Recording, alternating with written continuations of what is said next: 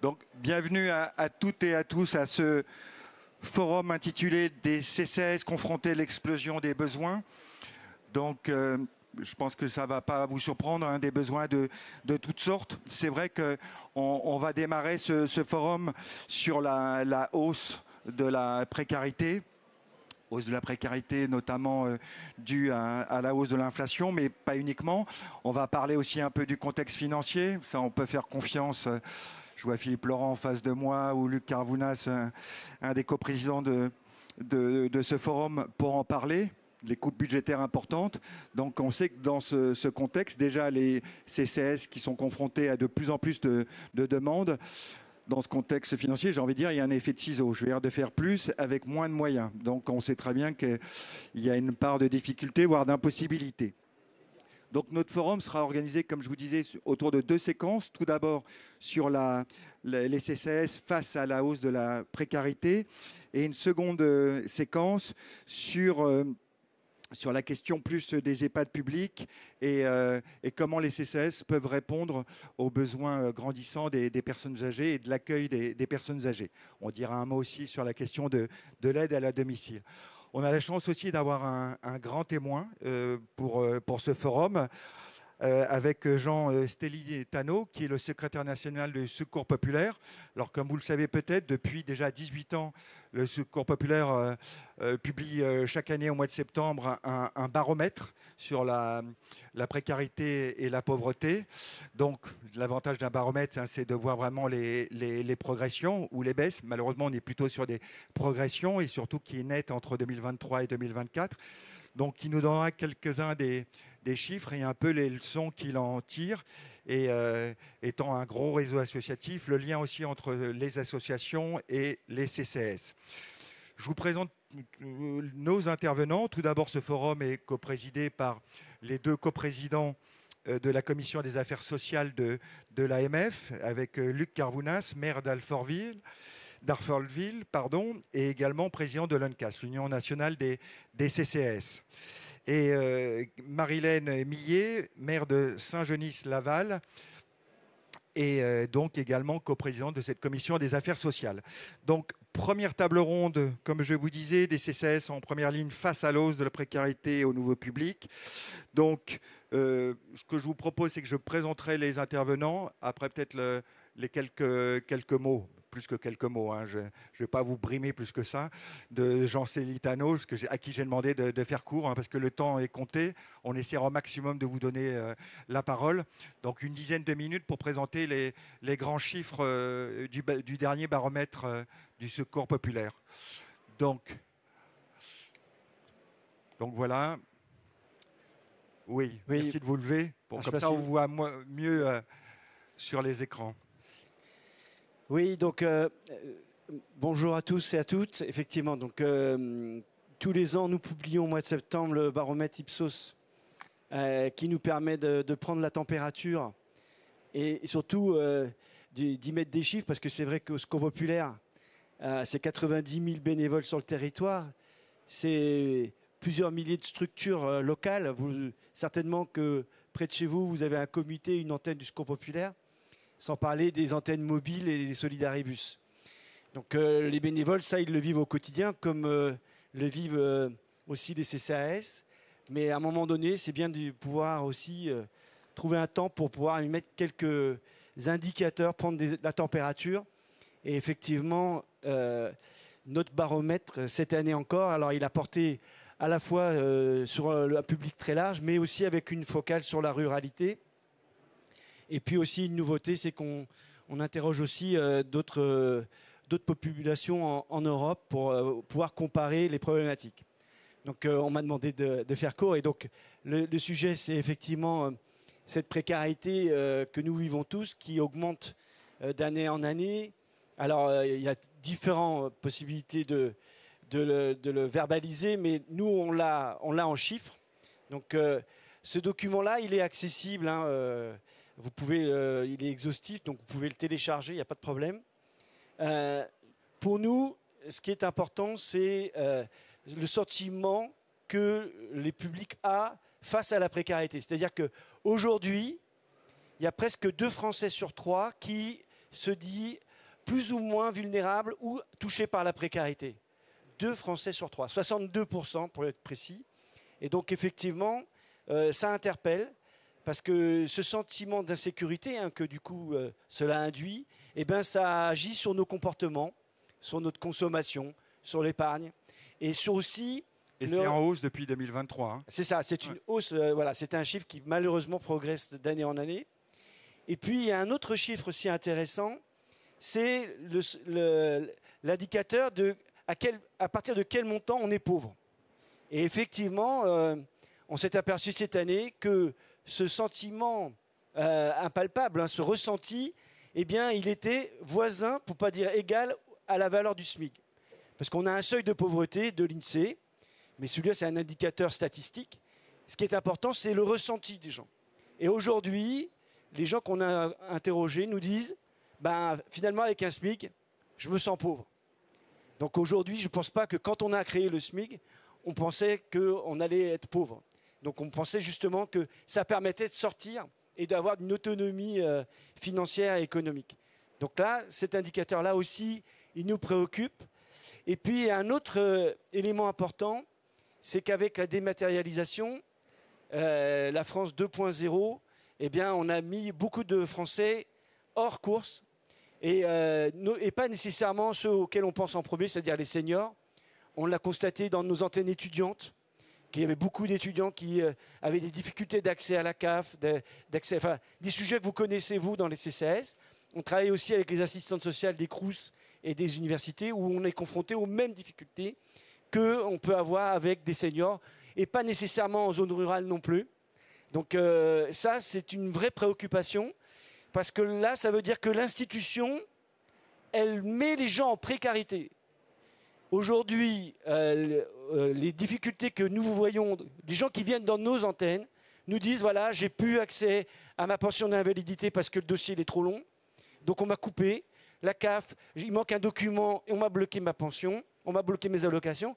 Et donc on voit que la machine à précarité tourne à plein régime dans notre pays et qu'effectivement, les gens viennent dans nos associations, comme le Secours Populaire, pour trouver des solutions, pour trouver une aide qui passe souvent par l'aide alimentaire dans un premier temps. Donc c'est l'accès au droit qui recule. Hein. C'est un des principaux effets de la fracture numérique et qui s'amplifie, c'est effectivement l'accès au droit qui recule. Très bien, tout à fait. Là, on voit bien qu'il y a des gens qui ont des droits ou qui en avaient et qui les perdent. Ils ne savent pas pourquoi, parce qu'ils ont oublié, ils n'ont pas pu télécharger leur dernière feuille d'impôt. C'est des fois des détails, mais on met un caillou dans l'engrenage, tout s'arrête. Et là, on a des gens qui tombent dans la précarité. On parle souvent des étrangers, le nombre de personnes qui ont une carte de séjour de 10 ans, qui arrivent aux périodes de renouvellement et qui voient qu'ils n'ont toujours pas le renouvellement. Donc, si ce n'est pas autre chose que de mettre des gens en précarité avec des ruptures de bail, des ruptures de contrat, parce que le titre de séjour n'est plus valide, non pas parce que la personne n'a plus le droit d'être sur le territoire, mais tout simplement parce que l'administration ne suit pas et les moyens ne sont pas là pour permettre aux gens de continuer à vivre dignement, effectivement, au Secours Populaire, on crie haut et fort, il faut absolument remettre l'humain au centre de nos administrations, remettre l'humain au centre des services publics, parce qu'effectivement, ce n'est pas normal qu'on soit obligé, nous, de développer des solidaribus pour aller dans les villages, pour aller rencontrer les gens, alors que normalement, il n'y a pas si longtemps que ça, ils n'avaient pas besoin. Donc il y a plus de 100 solidaribus au Secours Populaire. Ce sont des moyens, ça veut dire qu'il faut mobiliser des bénévoles, il faut des moyens pour faire tourner, alors que peut-être qu'avant, on arrivait à très bien se débrouiller sans. Il y a une autre slide qu'on va peut-être passer. Voilà. Voilà, ça, il y a ce chiffre de 62% que vous citiez, avec cette hausse de 4% depuis 2023. C'est ça, la machine se remet en route. Et aussi un autre élément, c'est que plus des 2/3 aussi des Français pensent que leurs enfants vont être exposés à la précarité, à la pauvreté. Donc ça veut dire que l'avenir que les parents ont de leurs enfants est très très pessimiste. Et ça aussi, ça contribue à faire que le climat social se détériore dans notre pays, que le vivre ensemble se détériore. Et effectivement, là aussi, l'avenir des enfants est mis en cause par les parents parce qu'ils se disent « mais quel avenir réserve-t-on à nos enfants ?» puisque aujourd'hui, je n'arrive pas moi-même à subvenir à leurs besoins. Donc, ce sont des indicateurs. Je vous invite vraiment à télécharger le baromètre. Il est très riche d'informations Et vous verrez qu'il y a beaucoup de points, notamment sur le renoncement aux soins. Ça, c'est un point très important, c'est qu'on voit aussi, beaucoup de gens disent, bah non. Et quand j'entends aujourd'hui que des arbitrages budgétaires vont porter sur le remboursement des soins, on a de quoi être très inquiet. Parce qu'encore une fois, ce sont les plus précaires, les plus fragiles, qui vont avoir du mal à payer la différence chez le médecin. Les cadres supérieurs n'auront jamais de problème. Ça a un impact, bien sûr, mais pas autant pour les personnes les plus fragiles. Quand on avait échangé, vous m'aviez dit, au-delà de progression, c'est un phénomène qui devient quasi structurel, qui s'enracine, qui s'ancre. Et c'est peut-être ça le plus inquiétant. Hein. Avant, au Secours Populaire, on était en humanité. On est une association de solidarité. On aidait les gens qui avaient des accidents de la vie.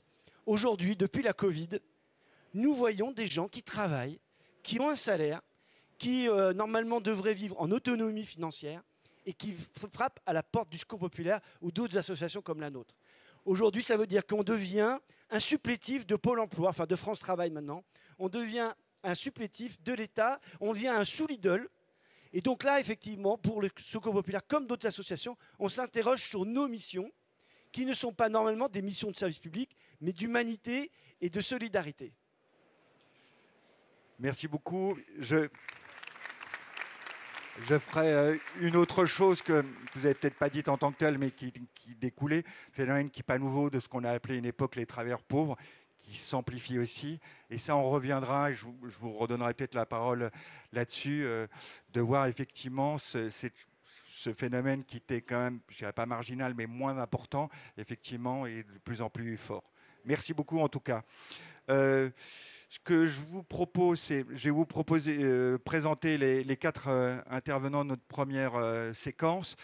Et après, je demanderai à Luc Carvounas, qui, comme je vous disais, également président de l'ONCAS, de réagir un peu à ces chiffres. C'est vrai que l'ONCAS, depuis quelques années, a son propre baromètre. Et c'est vrai que l'AMF aussi, hein, c'est sur ce qu'on a vu comme chiffre, comme tendance, l'AMF comme l'ONCAS réagissent beaucoup et interpellent le gouvernement avec des résultats mitigés, je ne sais comment dire. Donc, première table ronde, justement, on va revenir sur cette notion de hausse de la précarité et aussi de nouveaux publics. On l'a abordé un petit peu avec de plus en plus de jeunes, mais on le voit aussi dans les bureaux des CCAS, où ils sont de plus en plus nombreux. Donc, tout d'abord, Agnès Bourget, vous êtes maire de Rezé, en Loire-Atlantique. Yolène Largène-Marine, première adjointe au maire de Schœlcher, en Martinique. Ali Moussa Ben, maire de Brandélé, à Mayotte.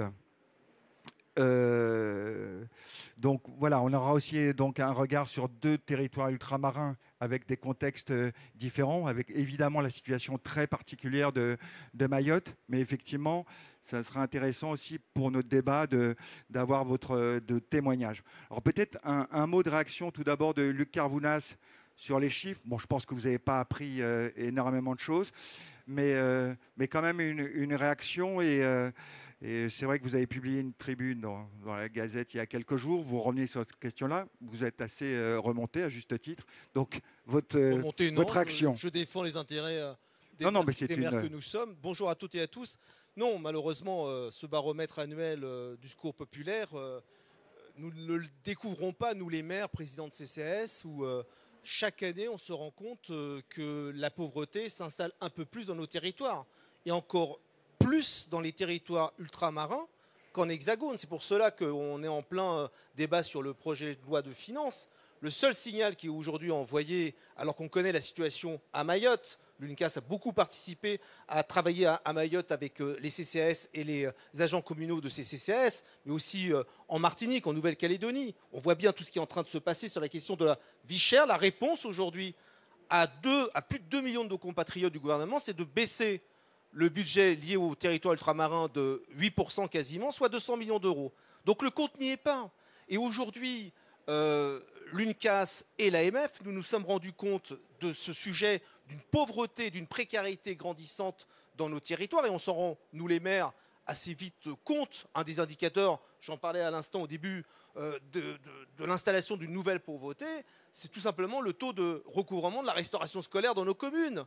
où l'on voit qu'il est de plus en plus, malheureusement, grandissant en négatif, parce que nos administrés savent très bien qu'on fera manger leurs enfants et que le premier poste de dépense le plus important, c'est le logement. Et je vais y revenir. En début d'année, sur ce sujet de la pauvreté et de la précarité, nous avons réuni toutes les grandes associations d'élus locaux. Et nous avons invité aussi le Secours catholique, la FAS, la Fondation Emmaüs, Maxima culpa, mea culpa, nous avons oublié le Secours populaire, on se rattrapera. Mais on a écrit à Catherine Vautrin, à l'époque ministre, et on lui a demandé une conférence du consensus avec tous les acteurs autour de la table pour traiter cette question de la montée de la pauvreté et de la précarité. On n'a pas eu de réponse, si ce n'est, comme d'habitude, alors que nous demandions une réunion collective, une sorte de vente à la découpe d'un débat en one-to-one. Ce n'est pas comme ça qu'il faut que l'on fonctionne pour les mois et années à venir. Sur le sujet du logement, nous avons interrogé nos adhérents CCAS. 65% des CCAS ont répondu qu'ils ont été sollicités pour une mise à l'abri. La question du logement, c'est 45% de public nouveau chez nous pour les CCAS sur cette question, de gens qui ont un problème pour se loger, dont un tiers dans ces 45% de nouveaux publics qui sont des salariés en CDI. Et donc la question du logement est la question majeure, celle qui frappe à la porte d'une crise sociale majeure. C'est pour ça que moi, comme maire, je défends cette densité harmonieuse, parce qu'il faut construire du logement. Construire du logement, c'est aussi apporter des services publics, du transport, des commerces et attirer des médecins. Je referme la parenthèse. Cette question, moi, dans mon tour, et j'en arrêterai là pour laisser ma collègue Marie-Hélène prendre la parole aussi, parce qu'on est pris par le temps. Cette question de la précarité et de la pauvreté, tous les collègues qui sont dans cette salle la vivent au quotidien. Je ne connais pas un collègue dans mon tour de France en Hexagone et dans les territoires ultramarins depuis 4 ans qui n'a pas abondé la dotation qu'il vote en budget au moment du vote du budget pour son CCAS. Moi, à Alfortville, en 4 ans, c'est 500 000 € de plus. Mais à un moment donné, on va avoir notre plafond de verre. À un moment donné, et c'est ce qu'on a déjà commencé à faire, nous répondons présents à cette précarité, à cette urgence sociale, parce que nous, contrairement à Bercy, on ne travaille pas avec des tableaux Excel. Notre matière, c'est l'humain. Et donc, on n'a pas le droit avec nos CCAS de baisser le rideau. Et donc, on essaye de répondre à des publics toujours plus importants, plus de retraités, plus de jeunes, plus de salariés. Mais dans ce coup préfet-maire, si, dans tout ce que j'entends aujourd'hui avec les décisions gouvernementales, on vient à mettre le bloc communal et le maire un genou à terre, mais c'est tout l'écosystème de notre société qui va vaciller. Et aujourd'hui, moi je le regrette, depuis le fameux Parlement du non-cumul, j'ai le sentiment depuis 7 ans que cette matière que l'on traite, nous les élus locaux, n'est pas leur priorité. On le voit bien. Et donc moi j'espère sincèrement que Catherine Vautrin, qui a une vision à 360 degrés, qui a été élue locale, pourra nous apporter des réponses concrètes avec le poids politique que je lui prête pour justement résister à Bercy et aux coupes. C'est important et c'est pour ça que nous participons aujourd'hui à ce type de forum. Ce n'est pas pour se plaindre. On est des élus responsables. On va participer à l'effort de guerre, évidemment, mais pas n'importe comment. Pas à 16 mois de la fin de nos mandats municipaux où on est en train de finir notre projet municipal. Je ne comprends pas, et j'en arrêterai là, je ne comprends pas la réflexion gouvernementale qui est de dire moins d'investissement public. Déjà, c'est moins de TVA pour l'État.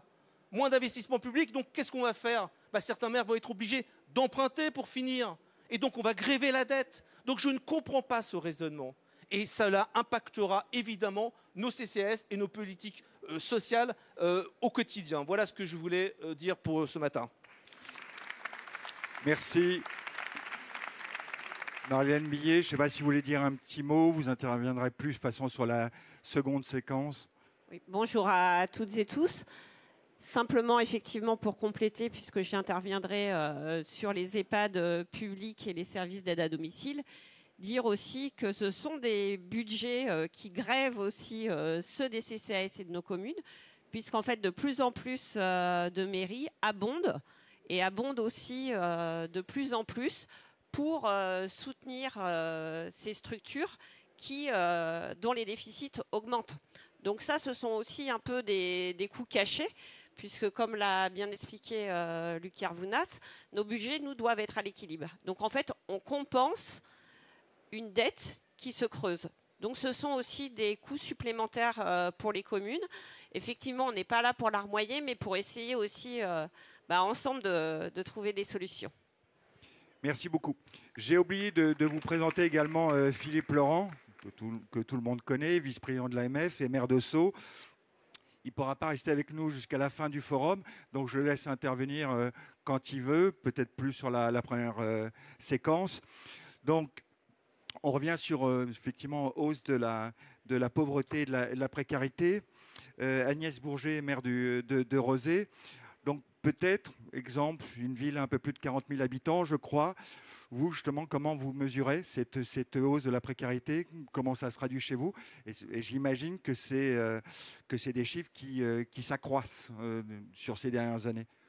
Alors déjà, je voulais dire que je partage tout ce qui a été dit en introduction. Je partage également les constats.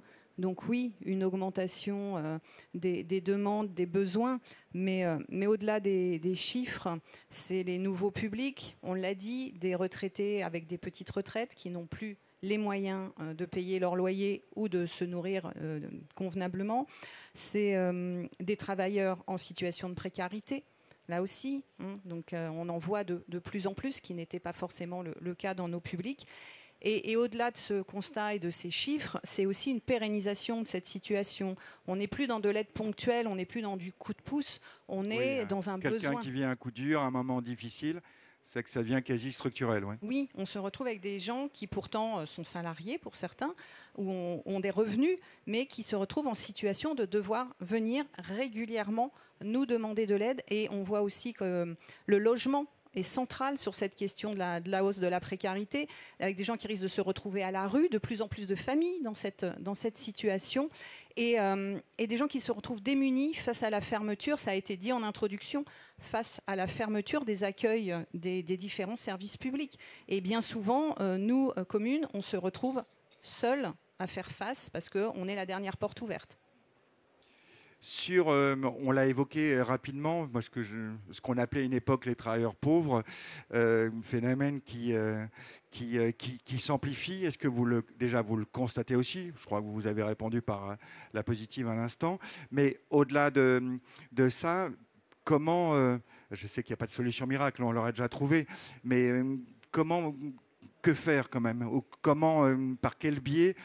Parce que l'idée, c'est au-delà de l'urgence de l'aide, comment, d'un point de vue plus, j'ai envie de dire, structurel, dans la façon de fonctionner, ça ne dépend pas que de votre ville, évidemment, ça dépend de tous les acteurs, et notamment de l'État, mais ne nous empêcherons pas cette réflexion, j'ai envie de dire.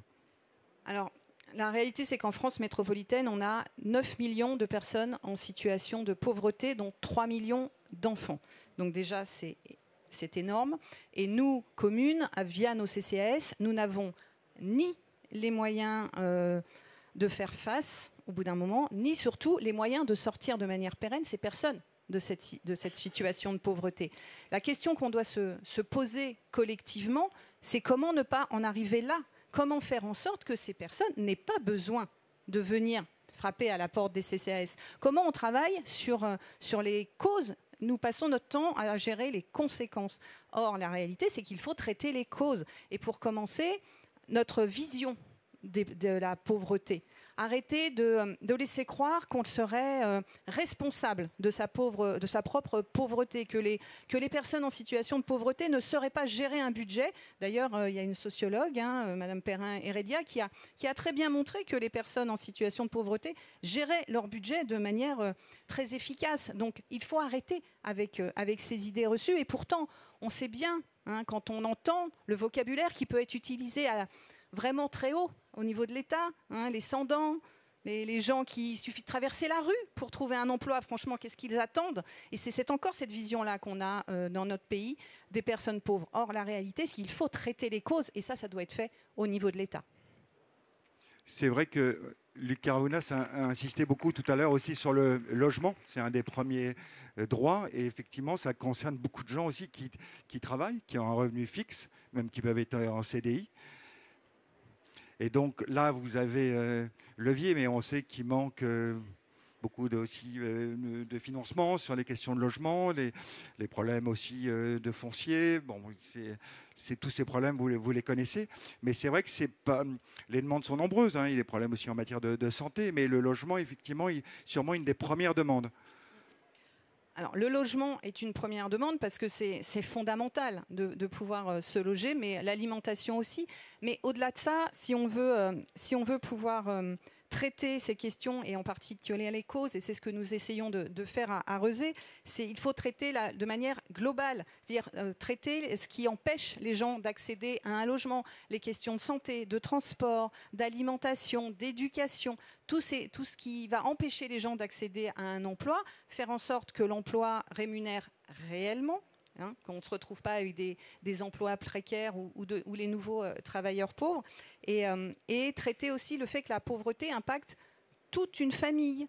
Ce n'est pas uniquement une question financière, on l'a dit et ça a été redit en introduction, ça impacte la santé, ça impacte l'alimentation, ça va impacter l'éducation.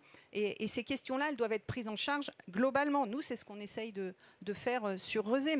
Mais cette vision aussi que l'on a, j'y reviens, cette vision que l'on a des personnes en situation de pauvreté, c'est tellement inscrit dans notre société qu'on a des personnes, moi j'ai un exemple précis, sur Rezé, on a des SDF qui viennent planter leurs tentes dans les jardins de la mairie. Ils n'osent même plus pousser la porte du CCAS parce qu'ils ont tellement l'impression qu'ils ne le méritent pas, qu'ils n'osent même pas le faire. Et on parlait aussi de nos CCAS, mais moi j'ai aussi connu, enfin nous avons connu sur Rezé une expérience très douloureuse avec la maison des services où les agents, au vu des besoins, des demandes, ont craqué. Et pourtant, des gens qui étaient très impliqués. Mais quand vous ne pouvez plus répondre à des gens qui sont en situation de détresse, quand vous n'avez plus le temps, pas les solutions, pas les moyens, les personnes ont craqué. Réellement, on a perdu 3 agents sur 4. Elle est là, notre réalité. Donc voilà, sur Rezé, on essaye de faire les choses différemment. Alors ça peut aller... des solutions très concrètes, inclure les aides du CCAS, par exemple, au niveau des tarifs périscolaires, que les gens n'aient pas toujours à venir redemander, que les choses soient faites vraiment en amont. Inclure aussi à notre observatoire des engagements qui évaluent notre activité municipale, des gens qui sont suivis par des structures d'insertion, leur redonner vraiment une place. Et quand ils sont accueillis, faire un diagnostic global qui n'est pas aller frapper à toutes les portes avec toujours cette violence institutionnelle. C'est ça, quand vous êtes en situation de pauvreté, vous souffrez d'une violence sociale, d'une violence institutionnelle, vous êtes méprisé, vous êtes invisible de toute façon, et leur redonner leur place. On le fait aussi dans le cadre de la recette rezéenne ou de l'épicerie sociale, leur donner la possibilité de rencontrer, de se parler, de vaincre aussi l'isolement dont ils peuvent souffrir. Mais vraiment, je pense que nous, communes, nous avons l'obligation d'accompagner, mais l'État a l'obligation de traiter les causes. Merci beaucoup pour votre témoignage. C'est vrai que quand Luc Carvounas parlait de la demande qui avait été faite par l'UNCAS en début d'année d'une conférence de consensus, tout ce que vous dites, c'est typiquement le genre de choses qu'une conférence de consensus pourrait traiter et qui serait le bon endroit. Espérons. On part en Martinique. Oui. C'est plutôt une bonne nouvelle. Yolène Largène-Marine, donc comme je disais, première adjointe au maire de Chocheler, commune de 20 000 habitants, je crois. Oui, c'est ça. Et vous me disiez commune urbaine et rurale. Et donc, vous aussi, vous allez peut-être nous en dire quelques mots, vous constatez aussi une hausse de la précarité. Mais c'est vrai que vous avez mis en place un programme spécifique d'aide alimentaire et de je sais pas comment dire ça, de remettre au goût du jour les jardins créoles qui sont très importants culturellement chez vous et qui peut-être été un peu tombés. Et donc voilà, c'est quelque chose auquel ce programme, vous y pensez depuis des années, mais c'est un peu long, le Covid est passé par là, donc c'est quelque chose qui démarre. Et en plus, il y a un volet très important, c'est de l'insertion professionnelle de jeunes en rupture. Donc voilà, c'est un programme au-delà de produire local, ça a plusieurs vocations, disons. Bonjour à toutes et tous. Voilà, à Chocheler, qui est une commune de 20 000 habitants à peu près, nous avons donc, administrativement, nous sommes considérés comme une commune urbaine, mais en fait, il y a un grand pan de la commune qui est rural. Et donc, souvent, on voit effectivement les frontières, la mer, toute la partie nautique, toute la partie urbaine, mais on oublie qu'il y a une grosse part de ruralité. Alors, ce que nous avons souhaité mettre en place pour répondre à cette précarité qui n'arrête pas de grandir, surtout quand vous savez qu'en Martinique, nous avons une population qu'on peut appeler des travailleurs pauvres, puisque quand vous prenez une retraite, c'est en moyenne 700 € à peu près. Vous avez plus de 40% de la population qui ne touche pas 700 et quelques euros par mois. Donc ça veut dire qu'il y a déjà là une grosse difficulté, et pour répondre notamment à la précarité alimentaire, parce qu'il s'agit de cela, nous avons mis en place ce qu'on appelle le plan alimentaire solidaire, qui ne consiste pas à donner des paniers alimentaires. C'est vrai que quand les personnes viennent frapper à votre porte parce qu'ils n'arrivent pas à se nourrir normalement, il faut répondre à cette demande. Mais plutôt que de donner un panier alimentaire, nous avons mis en place un système qui consiste d'une part avec le syndicat des agriculteurs de la démarche HL-Cher, nous avons mis en place un programme qui consiste à produire. Donc, et nous essayons de faire en sorte que cette alimentation soit saine, puisqu'il s'agit de produits locaux. Donc, de mettre dans ces paniers qui étaient à l'époque constitués on va dire, de produits qu'on achetait dans les grandes surfaces, donc de produits retraités, nous avons mis en place cette particularité de culture, donc la production locale, les légumes, les fruits, etc. Et nous, en même temps, il y a tout un programme d'éducation, parce qu'il s'agit de ça également. Tout à l'heure, Madame le maire parlait de s'attaquer aux causes et non pas seulement aux conséquences. Donc, il faut aussi apprendre à ces personnes à renouer avec une manière de s'alimenter qui n'était pas celle qu'on connaît actuellement. Donc, quand on parle de vie chère, ça veut dire aussi que le panier coûte cher. Donc, on parle beaucoup de produits locaux qui coûtent cher, mais quand vous produisez vous-même ou quand vous avez un circuit court, c'est-à-dire les agriculteurs qui vous apportent les légumes frais, ça revient moins cher. Donc, en fait, c'est de permettre cette réappropriation de la terre. Nous avons à peu près 1 hectare qui a été mis à disposition de jeunes qui sont actuellement dans un chantier d'insertion, et ça permet à la fois de les former, à la fois de les aider à se reconstruire, c'est important, et puis en même temps à produire local. Là, vous parliez de la formation des jeunes, mais est-ce qu'il y a aussi une formation, une sensibilisation, effectivement, du public concerné ? Vous disiez effectivement sur le fait de mieux manger, de manger local. Ça, effectivement, au-delà de le dire, est-ce que vous avez des ateliers pour sensibiliser sur ces questions ? Tout à fait. Donc, c'est ce que nous appelons l'éducation à l'alimentation. Nous avons des ateliers qui sont mis en place, donc des ateliers déjà de jardinage, parce que pour produire, il faut apprendre à produire. Donc, il y a des ateliers de jardinage, mais aussi des ateliers qui permettent effectivement de travailler le budget de l'alimentation, mais aussi comment cuisiner. Il y a des ateliers qui sont mis à disposition. Donc tout ça, c'est expérimental pour l'instant, mais en tout cas, ça permet effectivement déjà d'avoir une autre approche de la manière de se nourrir. Et dans les publics que vous voyez justement, est-ce qu'il y a des nouveaux publics, des gens que vous ne voyiez pas avant ? Ce que nous disait Agnès Bourget, c'est vrai que la hausse de précarité, c'est aussi de voir des publics auxquels on n'était pas habitué précédemment. Tout à fait. Nous avons notamment un public de jeunes étudiants. C'est-à-dire que nous avons des étudiants qui viennent frapper à notre porte parce que malgré l'épicerie solidaire qui existe sur le campus, il y a vraiment des jeunes qui ne mangent pas à leur faim, qui des fois n'ont même pas de quoi se nourrir 1 fois par jour, donc qui de plus en plus se rapprochent de nous. Et puis il faut savoir que c'est une population vieillissante, donc nous avons aussi des personnes âgées qui, celles-ci n'osent pas quelquefois frapper parce qu'il y a cette pudeur. Et puis, nous avons aussi, comme disait tout à l'heure, c'est pas nouveau, des travailleurs, des personnes qui touchent un salaire, mais qui n'arrivent pas à boucler la fin du mois parce que soit ce sont des familles monoparentales, mais aussi ce sont des familles qui n'arrivent pas à payer le loyer, à payer les frais de cantine. Et puis, ça veut dire aussi qu'on n'a pas accès à la culture, on n'a pas accès au sport. Donc, ça veut dire qu'on n'a pas non plus accès à une éducation, enfin, à tout ce qui ferait que nous soyons épanouis, que nous soyons heureux dans notre foyer. Donc, effectivement, il y a actuellement cette... j'ai envie de dire, cette pauvreté qui s'installe. On parlait tout à l'heure d'aides ponctuelles. Maintenant, ce ne sont pas des aides ponctuelles, ce sont des aides structurelles. Et là aussi, c'est vrai que nous attendons de l'État qu'il puisse avoir des interventions, non pas sur les conséquences, parce que ça, on les connaît. Quand vous entendez parler de la vie chère en Martinique, on voit surtout les conséquences. Mais en fait, il faudrait s'attaquer aux causes. Pourquoi il y a cette pauvreté qui s'installe?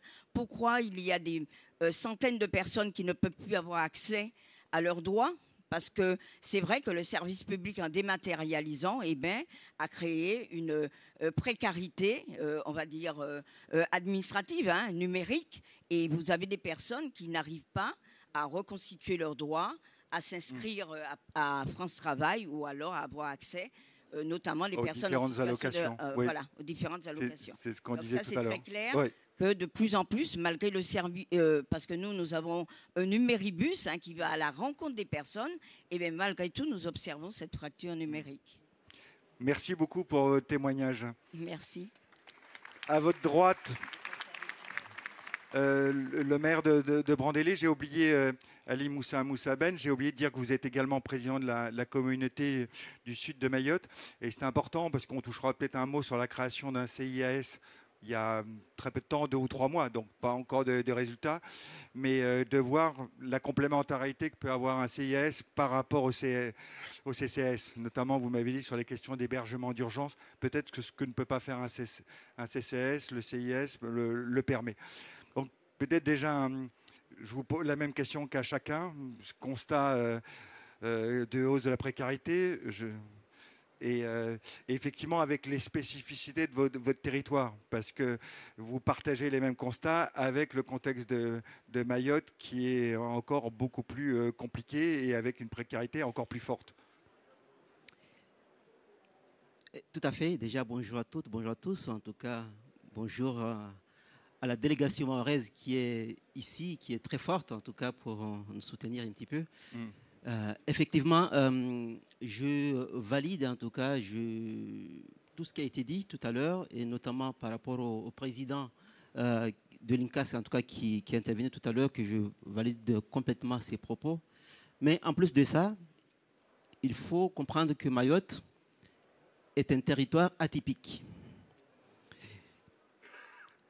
Il faut rajouter d'autres contraintes en fait, qui se rajoutent par rapport à notre quotidien, puisque le quotidien des maires à Mayotte, c'est très difficile en fait. C'est carrément une course contre la montre tous les jours pour venir en tout cas en aide à nos populations. En plus de tout ce qui a été dit, il faut savoir que Mayotte a connu beaucoup de crises. En plus de Covid qu'on a tous vécu, on a vécu une crise liée au séisme qui a duré 1 an à Mayotte. On a vécu, en tout cas la crise, on vit jusqu'à aujourd'hui la crise liée à la vie chère. On vit aussi une crise liée à l'insécurité. Et tout cela, ils ont des impacts au niveau de l'économie de Mayotte. Il faut savoir aussi que... Et la pression démographique très très forte. La pression démographique, c'est important parce que ça fait aussi partie des sujets de Mayotte. La pression démographique, ça c'est le vrai problème de Mayotte, la pression démographique, mais aussi le rapprochement au droit commun, puisque Mayotte a beaucoup de retard, donc il faut aussi parler de ce rapprochement au droit commun par rapport à tout ce qui se passe. C'est très important. Donc ce que je disais tout à l'heure, que à Mayotte, en fait, tout le matin, le maire, il est en train de courir dans tous les sens. Dans tous les sens pour revenir, en tout cas pour répondre aux besoins des différents administrés. Je peux prendre comme exemple, puisque je ne reviens pas à ce qui a été dit tout à l'heure sur les conséquences, en tout cas, au niveau de la situation de précarité au niveau des industries qui est réelle. En tout cas, comme vous le savez, nos CCAS sont très jeunes à Mayotte. Ils ont été créés pour la plupart en 2013. Et en ce moment, au niveau des aides facultatives, en tout cas, chaque maire se démerde comme il peut pour aider sa population.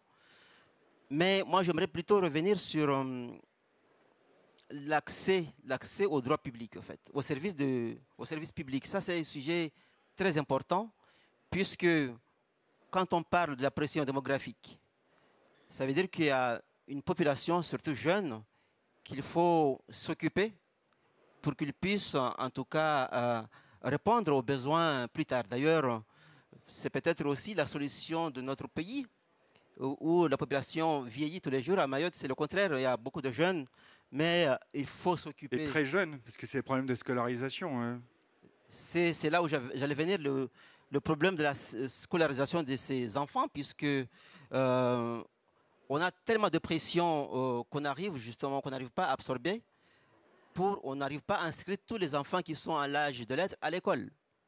Donc, on a beaucoup d'enfants qui sont sur des listes d'attente et qui attendent, en fait, pour être scolarisés, malgré tout ce qu'on essaie de faire pour absorber, justement, ce déficit. Parce qu'on est très ingénieux ici, à Mayotte pour trouver des solutions dans ce sens-là. On a inventé ce qu'on appelle des rotations scolaires, c'est-à-dire une salle de classe est partagée par 2 enseignants, pour permettre en tout cas d'absorber tout ce monde, mais malgré tout, ça ne suffit pas. Ça ne suffit pas pour observer ça. Mais aussi au niveau de la santé aussi, les hôpitaux qu'on a, le peu qu'on a déjà, on n'arrive pas à absorber en tout cas le public qui doit être soigné aux hôpitaux. Donc on est dans des urgences, dans ce sens-là, qui méritent en tout cas d'être solutionner, d'être écoutés. Tout à l'heure, le président esquissait un petit peu les problématiques liées au logement, au logement. Ça, c'est un vrai sujet à Mayotte. C'est un vrai sujet puisque Mayotte est un petit territoire avec beaucoup de contraintes physiques, donc très peu de foncier disponible pour qu'on puisse construire. Derrière tout ça, on a la pression démographique qui est là, laquelle il faut en tout cas trouver des solutions. Mais on a aussi d'autres contraintes liées à l'eau. Parfois, on a beaucoup d'eau dans des périodes qui, justement, impactent des quartiers. Il y a beaucoup d'inondations, ou bien l'eau de mer qui monte dans des quartiers où il y a beaucoup d'inondations. Mais parfois, il n'y en a pas du tout. Et on vit des crises, en tout cas, de sécheresse. Mais comment construire par rapport à tout ça? Parce que ça veut dire qu'il faut répondre à la demande liée à la démographie, mais aussi des quartiers existants qui ont été construits dans des zones inondables et qui, aujourd'hui, par rapport au phénomène de remontée des eaux, sont impactés en tout cas par ces eaux et qui, peut-être, nécessitent des réflexions sur le devenir de ces quartiers-là. Donc, tout ça, c'est des sujets importants, peut-être à parler et à trouver des solutions.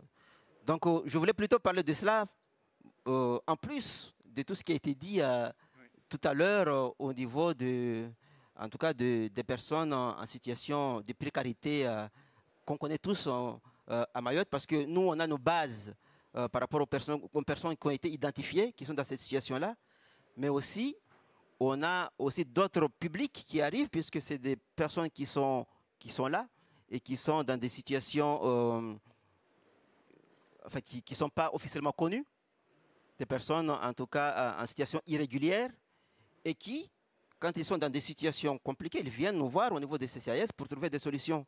Et eux, on les oriente en tout cas vers les associations telles que la Croix-Rouge pour qu'ils puissent être traités.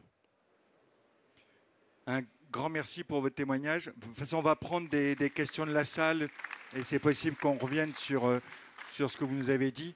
Bien compris que tout ce que vous avez décrit, c'est en plus de tous les constats qu'on fait depuis le début. Hein. Donc, le temps court, mais on va prendre quand même quelques questions. Tout d'abord, Philippe Laurent, qui veut dire un mot. On vous entend. Oui, bonjour à toutes et à tous. Écoutez, moi je suis élu depuis plus de 40 ans Et c'est la première fois, en effet, où nous nous retrouvons dans une situation sociale de ce type. La première fois. En tout cas, pour ce qui me concerne. Et ce que nous avons entendu ce matin, mais ce que nous vivons tous, les uns et les autres, dans nos collectivités, sur nos territoires, montre, me semble-t-il, et c'est grave, que le ciment national de notre pays, il est en train de s'effriter. Quand un pays comme le nôtre n'est pas à même de permettre une existence digne à l'ensemble de ses citoyens, y compris, et ça a été dit, c'est très important parce que c'est relativement nouveau, à ceux qui ont une activité professionnelle, qui ont un travail. Lorsque un pays n'est pas capable de faire ça, eh bien le ciment national s'effrite. Et aujourd'hui, les seuls acteurs qui sont à même de garder encore ce ciment, ce lien social, ce sont les communes, appuyées sur les départements, leurs CCAS et les associations. Nous sommes les seuls acteurs qui tiennent ce pays, qui tiennent le lien social dans ce pays. Il faut que nous en soyons conscients. Je dis cela parce que je trouve que, j'estime, et je pense que je ne suis pas le seul, que la politique qui consiste à dire, pour faire des économies, on va assécher les seuls acteurs qui sont à la fois en responsabilité et qui sont efficaces dans les limites de leurs possibilités, mais qui sont efficaces pour maintenir le lien social. Eh bien, cette politique-là, ceux qui prennent cette décision-là font du tort au pays. Ce n'est pas une question de gestion, ce n'est pas simplement une question de tableur Excel, plus 1 milliard, moins 2 milliards, etc. Nous sommes sur une question existentielle, véritablement. Je pense que dans ce congrès, dans cette table ronde, dans cet ensemble ici que nous sommes intéressés par ces questions, comme d'ailleurs l'ensemble des élus locaux, je pense que c'est notre responsabilité de porter ce message-là en responsabilité et aussi en solennité. Merci, merci beaucoup. Donc, on va vous donner un micro. On va prendre 2-3 questions parce qu'on a encore une séquence sur les EHPAD publics. On court un peu après le temps. Merci, Sarah. Merci. Monsieur Madissouf, maire de Pamandzi, Mayotte. Je voulais juste appuyer ce qu'a dit mon collègue de Mayotte concernant l'immigration. Sachez que Mayotte a plus de 70% de la population qui vit sous le seuil de la pauvreté. 70%, mesdames et messieurs. Cela s'ajoute aussi tous les jours de l'immigration qui arrive. Chez nous, on l'appelle les Kwassa. Et dans ces Kwassa, il n'y a pas que des réfugiés politiques, mais ce sont des réfugiés alimentaires. Donc nos communes sont à tout moment, il a dit tout à l'heure qu'on court tout le temps parce qu'ils ont de la famine chez eux. Avant, on avait les voisins comoriens. Maintenant, on a tous les Africains du Grand Lac qui débarquent. Je crois que les médias en ont parlé assez. Et tout ce monde-là, on est obligés, nous les communes, de les occuper. On a une population qui consomme plus, qui rejette, qui ne paye pas. Et tous ces rejets, ce sont nos communes qui s'en occupent avec le déficit budgétaire que vous connaissez. Pas moins, sur 17 communes de Mayotte, nous avons 12 ou 15 communes qui sont en déficit budgétaire parce qu'on est obligé à tout moment de pallier ce que le gouvernement devait nous accompagner parce qu'on a aussi l'obligation d'éduquer ses enfants. Parce que parmi ces émigrés, des fois, ou la plupart du temps, on trouve...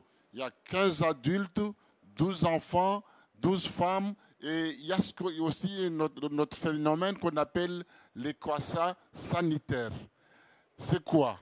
C'est des barques qui viennent, qui emportent des gens qui sont malades, qui les déposent à même sur les plages, et que les pompiers s'en occupent, mais après, c'est toujours les communes qui sont là derrière en train de chercher un endroit pour les loger, mais aussi pour apporter leurs besoins en nourriture, en éducation, et qu'on doit s'occuper à tout le temps avec un budget qui n'est pas élastique. C'était un témoignage que je voulais juste compléter. Merci beaucoup. Peut-être une autre question avant de... Derrière, c'est vrai que j'ai... Mais les yeux dans le dos ne fonctionnent pas toujours bien. Oui, bonjour, Monsieur Karoubi, je suis responsable d'une association. Et bon, il vient de partir, mais je voulais remercier mon maire de nous avoir donné une invitation l'année dernière. Il y a encore cette année par d'autres élus. En fait, on est une dizaine dans ce congrès allocataires de minima sociaux. Et je voulais insister, et je suis très content que demain, il y ait dans le grand auditorium, excusez-moi, une table ronde sur la question de la participation, parce qu'il faut bien comprendre une chose, c'est que la précarité, si on ne demande pas l'avis des personnes concernées, on va dans le mur. Monsieur Laurent a dit tout à l'heure que les élus avaient un rôle à jouer. Mais les personnes accompagnées ont aussi un rôle à jouer. Et si les élus ne leur laissent pas la parole, non seulement la précarité ne va pas diminuer, mais en plus on va droit à l'explosion sociale. Donc je voulais prendre la parole devant les présidents de la commission affaires sociales pour leur faire part de ça. Et je suis très content que, je ne sais pas si elle est dans la salle, mais qu'à travers son directeur de cabinet, Madame Jarot nous ait donné le feu vert pour qu'on siège à la commission. Même s'il y a certains élus qui ne veulent pas, mais on va pouvoir siéger. Bon, donc ça, c'est un pas. Voilà, donc la route est encore longue. On a siégé à la commission affaires sociales des départements de France. Il y a des responsables dans ces pays, des hauts fonctionnaires qui font confiance aux personnes accompagnées. Je vais vous donner un exemple et après je termine. Oui.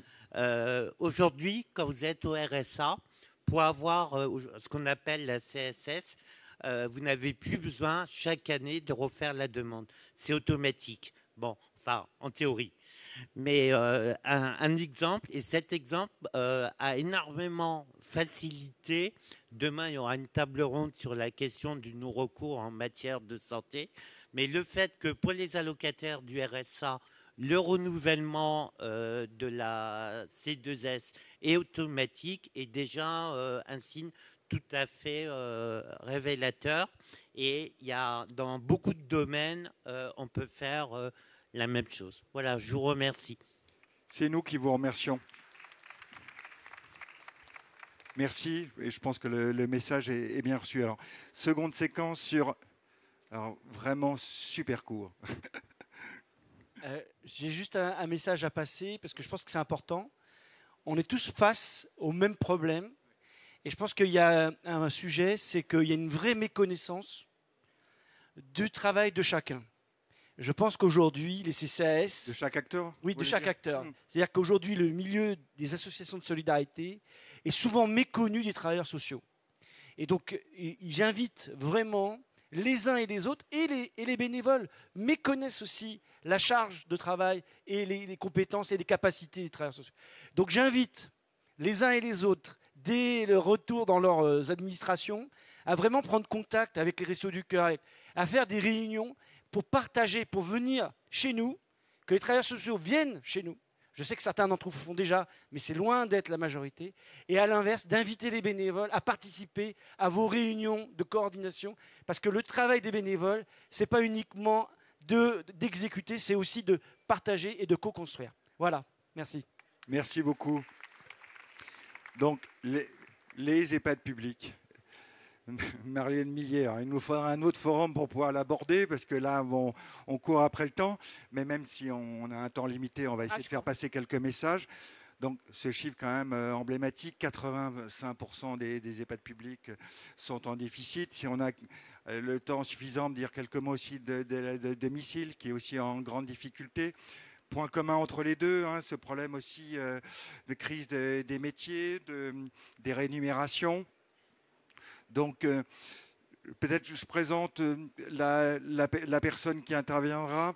Donc Annie Bradoni, vous êtes maire de Plouaret en Côte-d'Armor et surtout vous êtes membre de ce collectif dont on a beaucoup entendu parler, collectif des maires et territoires en résistance pour le grand âge, créé début 2023. Et vous nous parlerez un peu, avec des actions intentées contre l'État, des résultats que ça a pu donner et surtout pourquoi vous avez eu cette action et d'un accueil assez important que vous avez eu des différents acteurs. Je vous redonne la parole, excusez-moi. Merci beaucoup. Je vais être très brève, parce que je vois qu'il y en a qui partent déjeuner. Je pense simplement à la campagne de communication qu'a fait la FNADEPAS et Nos vieux méritent mieux. Et c'est vraiment ce qu'il faut retenir, nos vieux méritent mieux, mais aujourd'hui, comment ? Comme simplement effectivement rappeler qu'aujourd'hui, 85% des EHPAD publics sont en déficit, 75% à peu près des services d'aide à domicile qui dépendent des collectivités et qui, comme je le disais en préambule, sont compensés par les mairies. Donc aujourd'hui, se pose pourquoi ?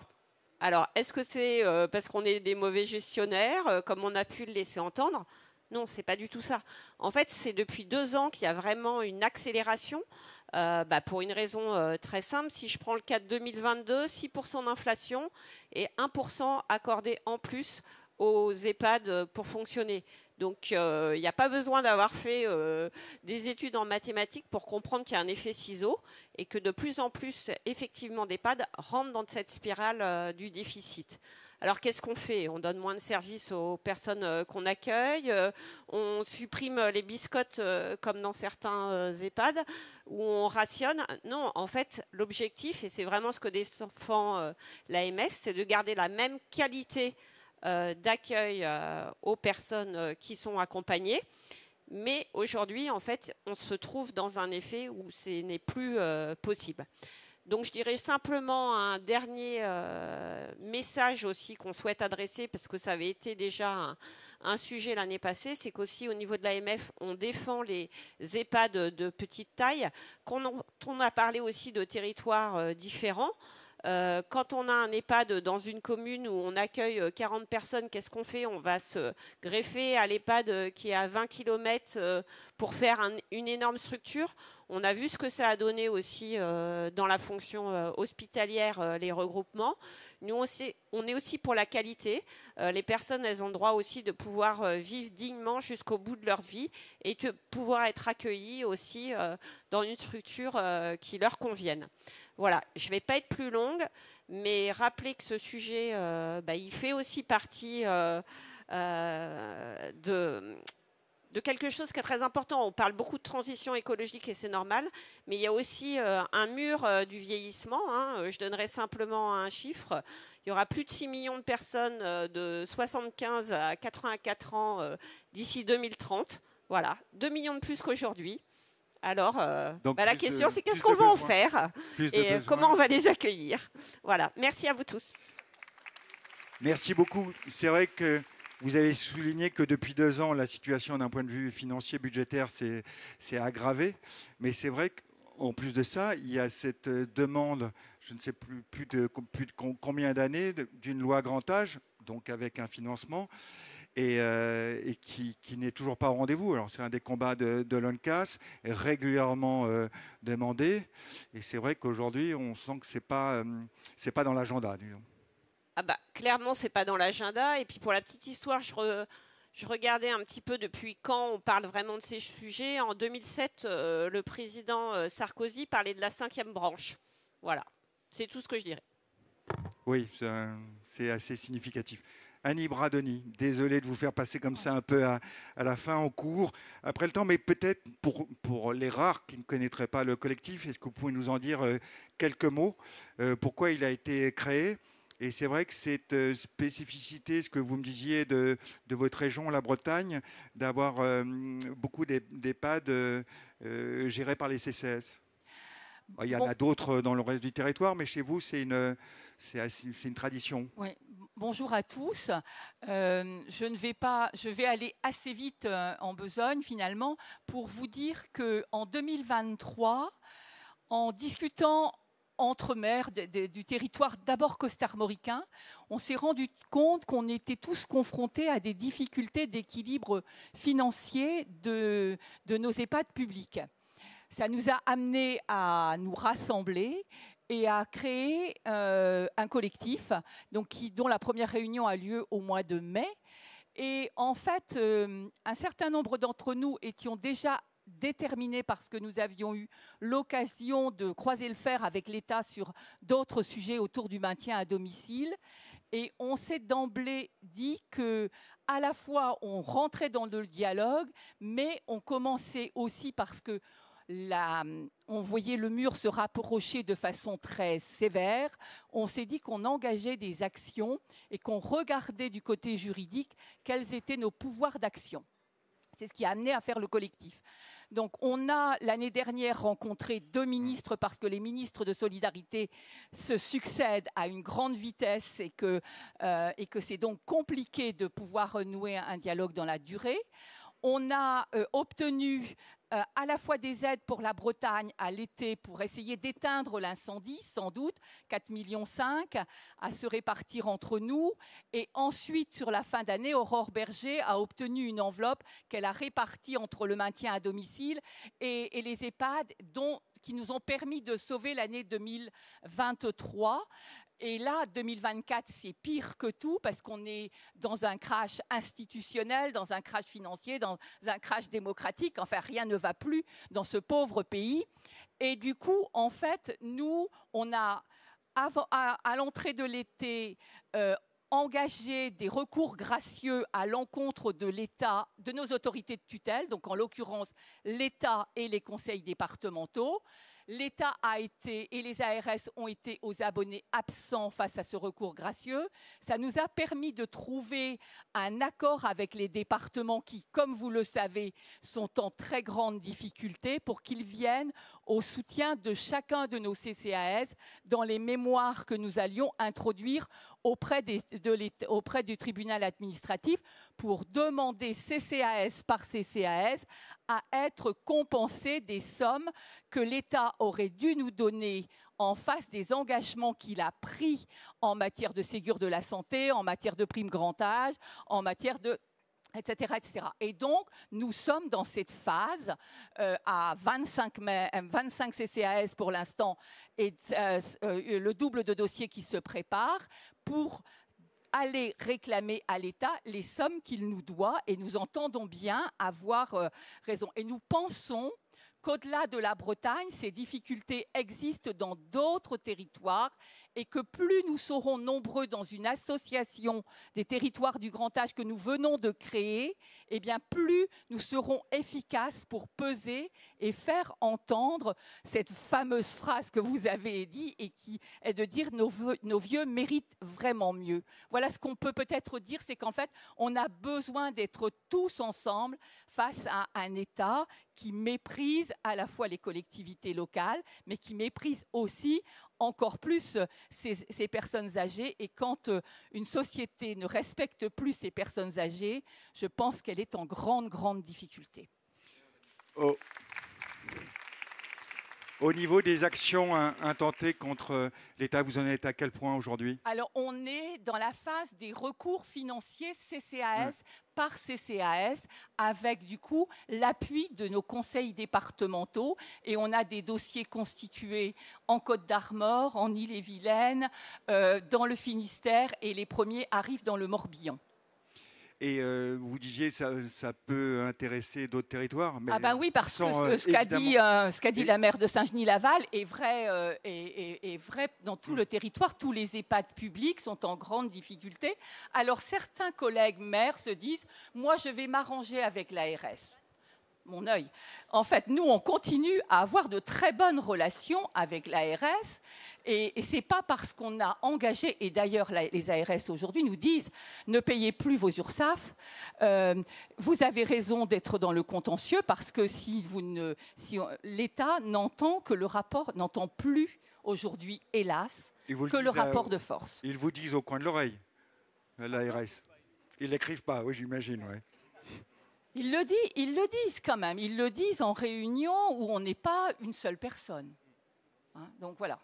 Et du coup, on a nous aussi un travail engagé avec les organismes HLM, parce qu'évidemment, quand vous sentez le mur vous rapprocher, à un moment donné, vous ne pouvez plus payer votre loyer. Donc, du coup, on a un travail d'engager avec la Fédération des offices publics de l'habitat et la Caisse et la Banque des territoires, parce que vous savez que la Banque des territoires a renfloué nos amis d'Orpea pour leur permettre de continuer leur petit bonhomme de chemin. Donc, comme c'est historiquement la banque des organismes HLM, nous espérons aussi qu'ils pourront venir à notre secours. Merci. Une réaction, Marie-Hélène Millet ? Oui, merci pour vos propos et merci pour votre action, exemplaire, tous derrière les Bretons. Je me faisais une réflexion aussi, quand on regarde le nombre de places qui sont créées aujourd'hui en établissement, on se rend compte que ce sont les EHPAD privés lucratifs qui créent des places et non pas ni le secteur associatif, privé associatif, ni le secteur public. Voilà, ça peut aussi interroger. Ça veut dire que moi, je pense qu'il y a de la place pour tout le monde, mais si, en fait, le lucratif crée plus de place, ça veut dire qu'il y a quand même un business model qui peut marcher. Donc, ça veut dire aussi que nous, on a besoin d'argent pour pouvoir fonctionner et offrir un service dont les habitants ont besoin. On n'accueille pas nécessairement les mêmes publics. Nous, les publics que l'on accueille, ils ont... Alors, c'est plus que vos personnes âgées que vous décriviez à 700 € de retraite, mais la moyenne est à 1 400 € de retraite. Donc, donc, on est à 2 100, 2 200 € de chaque mois. Eh bien, on est déjà bien au-dessus de la retraite des personnes. Donc, on sollicite déjà Alors, on sollicite déjà les familles, on sollicite les patrimoines, on sollicite aussi l'aide sociale. Plus de 20% des résidents de l'EHPAD que je préside sont à l'aide sociale. Donc, on est sur des sujets qui sont extrêmement délicats. Et je pense que, donc il faut trouver... Et les difficultés, les incapacités de certaines personnes à rester à domicile, elles ne sont hélas pas dépendantes de leur capacité contributive. Ça va pas de pair. Merci. Alors, il nous reste une dizaine de minutes peut-être pour quelques questions. On peut revenir sur la première séquence. On va vous donner un micro. Je ne sais pas où ils sont. Ou je vous donnais le mien. Voilà.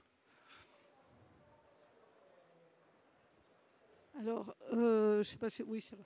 Bonjour tout le monde. Moi, je suis élue dans une petite commune du sud-ouest qui est à 30 km au nord de Bayonne et à 5 km de l'océan, ce qui est une catastrophe. Alors, je vous dis pourquoi c'est une catastrophe. Parce qu'on reçoit beaucoup de personnes attirées par le soleil qui viennent prendre leur retraite chez nous et qui ensuite se retrouvent dans les statistiques pour les EHPAD et pour tous les services à la personne âgée. Je voudrais dire une chose, c'est qu'on a remarqué depuis 2024, 2023, on va dire, un plus 20% de personnes âgées de plus de 80 ans. Donc le mur, il n'est pas loin, il est devant nous et on se le prend en pleine face. Voilà. Alors on se le prend sur les transports parce qu'effectivement, les transports sont plus pris en charge par la sécurité sociale. Donc, du coup, on a des gens qui sont là. « Ah, ben, j'ai pas de transport. Ah, ben, le médecin m'a pas donné. Ah, ben, comment je fais ?» Voilà. Y compris des gens de plus de 80 ans, quoi, qui ont une DMLA ou des choses comme ça. Et qui se retournent vers vous. Qui se retournent vers nous, et nous, on n'a pas de quoi. Voilà. Bien on sûr. se les retrouve aussi en ce qui concerne les transports, toujours pour aller faire les courses, donc où on n'a pas suffisamment. Moi, j'ai pleuré ou presque pour avoir une personne pour l'aide aux courses qui est prévue par la communauté de communes, fort heureusement. Et on m'a donné une fois tous les 15 jours. Tous les 15 jours. Oui, vous faites vos courses une fois tous les 15 jours, vous ? Donc voilà, ça ne va pas du tout. Et on se les retrouve aussi au niveau des soins, puisque nos médecins disent qu'il n'y a plus de place en USLD. C'est-à-dire qu'il n'y a plus de place pour la récupération après une chute, etc. quoi. Et puis, bon, évidemment, l'EHPAD, enfin, tout suit, tout est une catastrophe, quoi. Voilà. Merci pour votre témoignage. Luc Carvounas, une réaction. Je voulais réagir aux propos de notre collègue Annie Bras-Denis, parce qu'on est exactement à la fois dans la tonalité de la tribune que vous évoquiez, que j'ai publiée à la Gazette des Communes, et aussi à la réflexion de notre collègue Philippe Laurent. Aujourd'hui, on est face à des politiques publiques gouvernementales low cost, et avoir un collectif de maires devoir attaquer l'État pour avoir gain de cause, on marche sur la tête. Et aujourd'hui, dans cette société du bien vieillir, vous l'avez rappelé, que nous appelons tous de nos voeux, 95% des personnes interrogées souhaitent finir leur vie à leur domicile. Cela pose plusieurs questions. Celle de l'aide à domicile et de l'attractivité de ces emplois. Celle du statut des aidants, dont on ne parle jamais, 8 à 11 millions de compatriotes en France. Celle de l'adaptabilité des logements, quand dans le projet de loi de finances, le budget de MaPrimeRénov' a été sucré de 1,5 milliard. Et donc aujourd'hui, alors qu'Elisabeth Borne avait évoqué fin d'année dernière une grande loi de programmation qui est tombée dans les oubliettes avec le discours de politique générale un mois plus tard du nouveau Premier ministre Gabriel Attal. Cette société du bien vieillir ne peut pas seulement passer sous le spectre médico-social. C'est important. Nous, les CCAS, on gère 60% des résidences autonomes, à peu près 10% des 7500 d'EHPAD en France. Cette question, elle doit être traitée sur l'ensemble de la chaîne. Celle aussi des résidences services seniors. Nous avions protesté il y a 2 ans de cela, quand Aurore Berger, non, c'était l'année dernière, quand Aurore Berger était venue reprendre la suggestion de son prédécesseur. Vous savez, la fameuse enveloppe des 100 millions d'euros pour les EHPAD. Sauf que dans les commissions départementales, les EHPAD publics rattachés aux collectivités territoriales ont été écartés, tout simplement parce qu'on considère que les EHPAD en déficit reliés à une collectivité seront évidemment remis à l'équilibre par cette même collectivité. Et donc on comprend bien qu'il y a une impérieuse nécessité et urgence qu'il y ait une grande cause nationale, évidemment de la santé mentale, on y souscrit, mais surtout de préparer ce que nous, les maires, on fait. Nous, les maires, aujourd'hui, mais ça ne peut pas se régler qu'au niveau du territoire communal. On la prépare, cette société, par nos résidences, par nos EHPAD, par nos résidences services seniors, par les aménagements d'espaces publics, par les transports, par les CCAS qui font des bus d'emplettes, madame, par tous ces sujets-là. Mais à un moment donné, on n'est pas une somme de 36 000 communes. Nous sommes une nation. Il faut un État stratège qui nous projette dans la société dans laquelle on avance. Et malheureusement, eh ben, ils s'en foutent, en fait. Et ce sujet majeur, il doit être réglé maintenant. Je n'en ai rien entendu dans le discours de politique générale de Michel Barnier. C'est grave. Donc, à un moment donné, on ne va pas continuer à attaquer l'État. Vous savez, je vais vous dire, à Mayotte, où on a accompagné nos amis mahorais, je vais vous dire que vous compreniez l'état d'esprit du gouvernement, hein, et de ses représentants, les préfets, le préfet de Mayotte en l'occurrence. Nous avons, avec le FSE, porté 2 programmes pour Mayotte. Création de CCAS, formation des agents des CCAS. L'association de l'UNCAS, deuxième plus vieille association de maires, après l'AMF. Nous avons été créés en 1926, l'AMF en 1907. Nous avons fait un portage, avant de récupérer les fonds, de 1 million d'euros. Nous avons conventionné avec l'État. L'État a changé de règles du jeu sans nous prévenir, sans avenant à la convention, et ils nous ont sucré 600 000 euros. C'est scandaleux. Ils nous font les poches à tous les étages. Donc à un moment donné, comment nous allons pouvoir continuer à répondre à toutes ces politiques publiques de solidarité? Moi, je dis respect aux collègues bretons. Je vais regarder avec intérêt ce grand collectif des territoires. Si on ne fait pas cause commune, si on est toujours dans cette vente à la découpe, on n'y arrivera pas. Il faut que chacune et chacun, on travaille ensemble. Merci.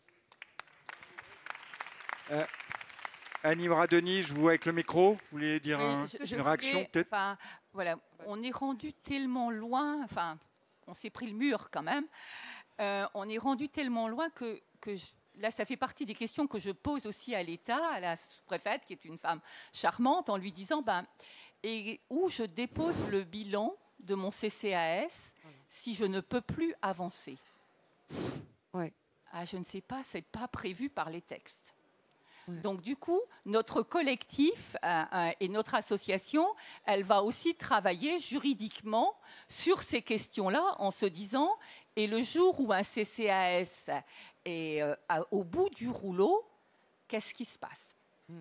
Bravo. Parce que moi, la commune, elle fait 2250 habitants. Voilà. Donc vous imaginez bien qu'elle ne peut pas porter un déficit abyssal au niveau de son activité et de son EHPAD. Ouais. Je vois une main se lever. Oui, Annie, je voulais vous remercier. Je suis Gwenola Le Troadec, je suis maire de Pamar. Donc on se connaît, on communique beaucoup ensemble. Donc c'est des Bretons à nouveau. Pourquoi on est là? D'abord, merci d'avoir relevé que dans le discours de politique générale, on ne parle jamais de personnes âgées. Monsieur Barnier, c'est vraiment une honte. Et je pense qu'on l'a tous relevé ici. Donc un énorme sentiment de responsabilité, certes, mais un énorme sentiment de solitude.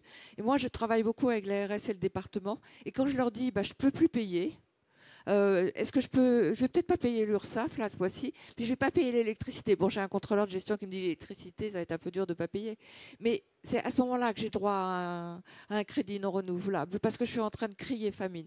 Je peux pas supporter de discuter des menus, de dire on fait combien de morceaux de fromage par semaine. C'est pas possible, c'est pas possible. Qu'est-ce qui est en train de se passer? On a un déficit cumulé de plus de 1 million en 5 ans. Et qu'est-ce que l'ARS et le département me disent? À la française, hein. Jamais on n'a épuré un déficit. Là, j'ai 400 000 € d'intérim. Je ne peux pas continuer comme ça. Et puis, la solitude des élus, c'est ça aussi. C'est-à-dire, moi, je veux bien prendre toutes les responsabilités. Je voudrais aussi remercier les agents. Les agents, nous, on est 2 élus et 2 agents pour 88 personnes, 60 personnes employées dans notre EHPAD. Mais qu'est-ce qu'on va devenir ? Et là, c'est un vrai cri, un vrai cri. Moi, je veux bien être bénévole à l'EHPAD. Moi, si je finis pas mon mandat, je sais où j'irai. J'irai à l'EHPAD. Parce qu'il n'y a personne. Parce que la nuit, on me réveille à 4 h du matin en me disant, il y a une bâche qui s'est envolée. L'eau coule. Et je suis à 7 h du matin. Et vous savez ce que je fais le dimanche matin? Je pose une bâche. Combien de temps on va faire ça? Combien de temps? Je vais vous dire, c'est le seul sujet pour lequel je veux finir ce mandat. C'est l'EHPAD. C'est les personnes âgées. Parce que là, on va voter dans le budget une contribution à nouveau.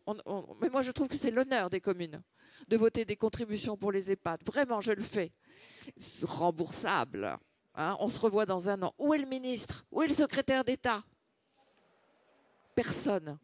Même pas dans un discours de politique générale. Même pas le mot personnes âgées. Pendant ce temps-là, on va travailler à une loi sur la fin de vie. Vous ne trouvez pas que ça se croise? Moi, j'ai peur.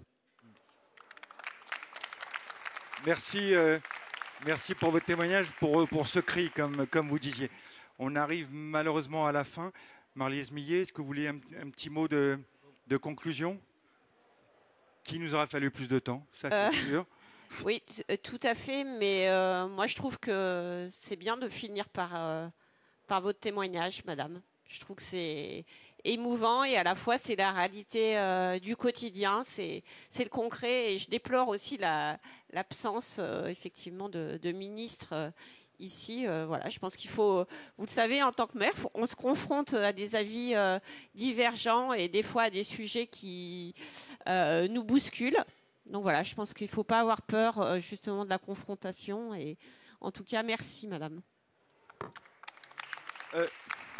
Juste, on va s'arrêter. Juste un dernier mot sur le collectif, qui est une association maintenant, et le président de l'association. Dans l'actualité, chers collègues élus, monsieur le ministre, Christophe Paul avait convenu d'un rendez-vous avec nous ce matin, 13 h 30. Il a été annulé hier, sans commentaire. Moi, un grand merci aux différents intervenants. Le temps nous a manqué. Bon, c'est un grand classique, mais c'était un vrai plaisir. Et merci à tous qui êtes restés jusqu'à la fin.